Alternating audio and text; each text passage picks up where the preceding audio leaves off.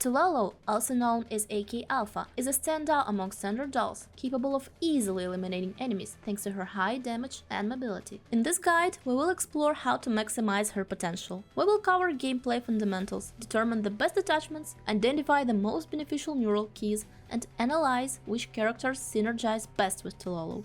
Let's start by reviewing her core attributes. Tololo belongs to the Sentinel class. Her stability is 9 points. Her mobility is 5 points. She possesses the medium ammo and hydro damage attributes. Her weaknesses include heavy ammo and electric damage. Now that we know her core parameters, let's move on to her abilities. Starting with her basic attack. She selects one enemy target within 8 tiles and deals physical damage equal to 80% of attack to them, as well as 2 stability damage.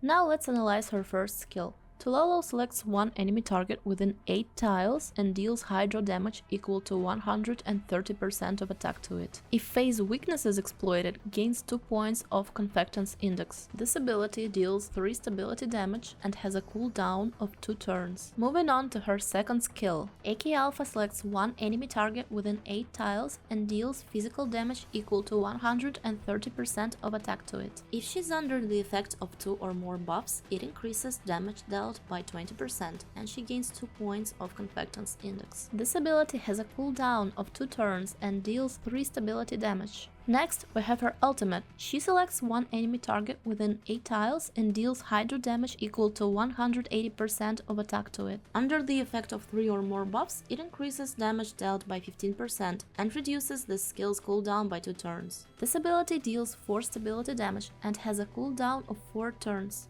Now let's move on to the most interesting part, Tololo's passive ability. Fills Confectance Index to maximum at the start of the battle. After attacking, if Confectance Index is at max, consumes all of it and gains 1 instance of an extra action. At the start of each action, for every 2 points of Confectance Index, gains 1 random buff until the end of the action. Each time an allied unit deals hydro damage, this unit gains 1 stack of Light Spike. Each charge of Light Spike increases critical damage and critical chance by 3% per stack, and can stack up to 8 times. This is considered a buff and cannot be removed. Next, let's review her segments.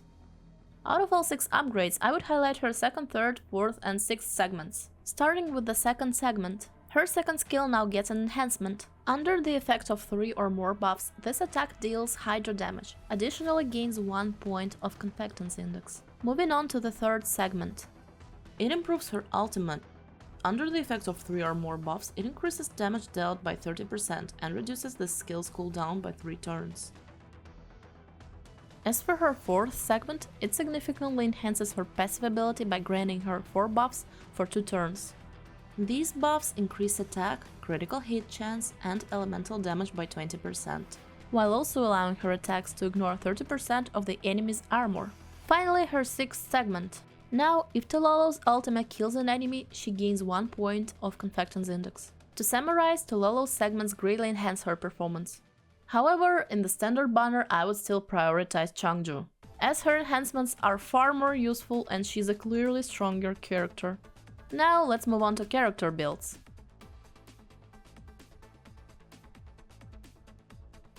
Starting with weapon selection. Of course, the best option for her is her signature weapon, Planeta. It can be obtained from the standard banner or purchased for 900 cashback.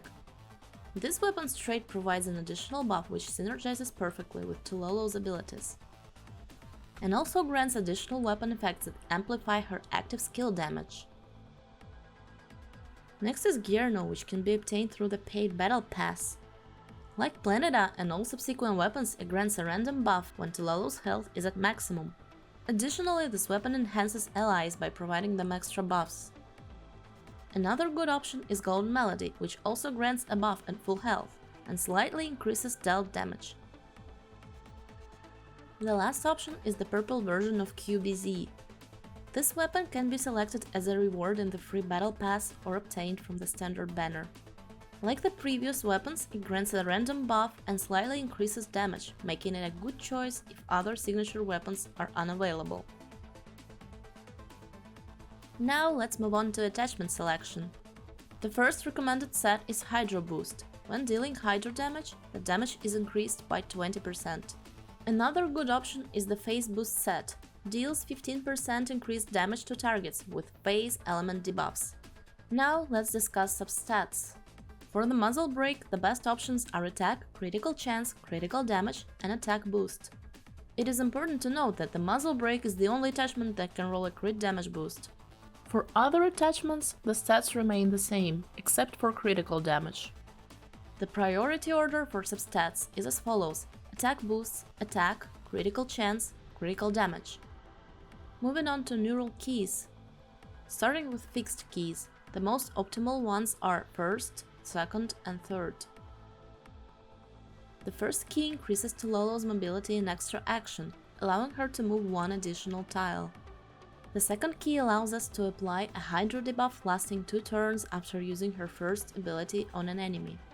Finally, the third key increases her attack by 15% and damage by 20% when activating an extra action. This effect lasts for 1 turn.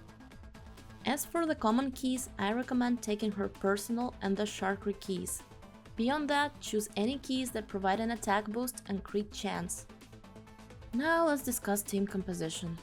Unfortunately, most of the characters that synergize well with Tololo have not yet been added to the global version. 2 sample team builds are shown on your screen, but you can ultimately choose characters at your discretion.